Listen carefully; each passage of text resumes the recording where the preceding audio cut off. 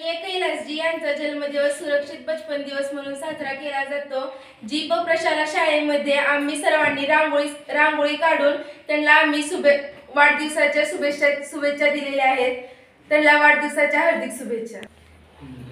आदरणीय कैलासजी यांच्या जन्मदिनानिमित्त आमच्या शाळेत आज रांगोळी काढून त्यांचे जन्मदिवस साजरा करण्यात आला।